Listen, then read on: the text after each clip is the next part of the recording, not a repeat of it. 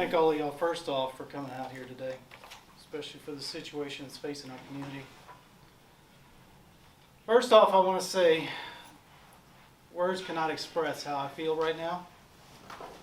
This tragic situation has touched many lives. I understand everybody wants answers on what led up and happened in this deadly encounter. Words from me will do little to comfort the individuals involved. I will start with saying I request that the Mississippi Bureau of Investigation take over the entirety of the investigation from the charges of aggravated assault to the officer-involved shooting in order for all circumstances and facts to be investigated by an outside agency. I will share with you now what I know. The Gulfport Police Department received a telephone complaint from a 911 caller about a motorist in a silver Kia Soul with a Georgia state license plate. Accompanied by several subjects later identified as McMillan, Bell, Thomas, Ellis, and Cooper. They were brandishing firearms at passing motorists and began chasing one of them. This occurred in the area of Highway 605 and Magnolia Street. This description of the vehicle is passed along with the tag information. It's distributed to our officers through the Gulfport Police Department Communications Division. The Kia Soul was located in the area of, the intersection of Pass Road and 8th Avenue as it was entering the Family Dollar parking lot. Two officers in two separate marked units entered the parking lot behind the vehicle. Immediately, two individuals exited the vehicle and began to flee. Officers exited their vehicles with loud verbal commands, giving them instruction to stop fleeing. One of the officers observed McMillan, who was armed.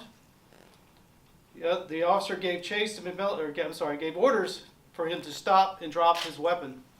McMillan did not comply. McMillan turned both his body and his weapon towards the officer. The officer fired at McMillan. McMillan was struck by the bullet and fell. The same officer then turned his attention back to the vehicle. He observed one of the vehicle occupants outside the vehicle and another one exiting. The officer ordered the suspect to the ground and he complied and laid on the ground. The suspect was later found to have a weapon in his waistband when he was taken into custody. The other individual still in the car was ordered to exit the vehicle and lay on the ground. He also complied and was taken into custody. The suspect that fled north that was pursued by the first officer was tracked down by canines. He was located. He complied, and he was taken into custody. A firearm was found in close proximity to him. McMillan was transported to a local area hospital, suffering from a single gunshot wound, and was later airlifted to an out-of-state hospital. There are lots of stories in traditional and social media on what transpired on October 6th at the Family Dollar at 8th Avenue and Pass Road. Many of them are simply wrong.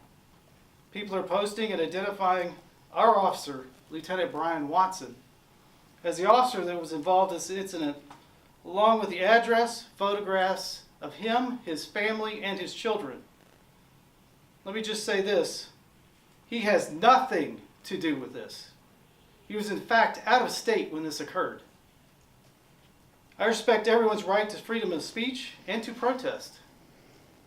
This simply is a malicious attack on a family for no reason. And no basis in fact, and these actions are inexcusable. Mississippi law is now clear as of July 1st that the Attorney General's office now has jurisdiction in cases where officers use deadly force. The Gulfport Police Department is cooperating fully with the investigation. The Gulfport Police Department also conducts its own internal investigation to violations of its policy.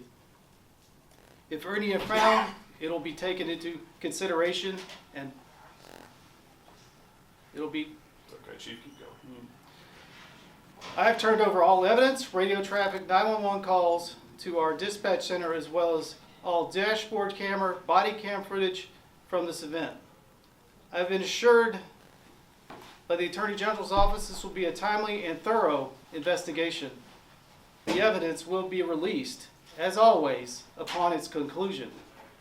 And that's all I have to say. Thank you, Chief.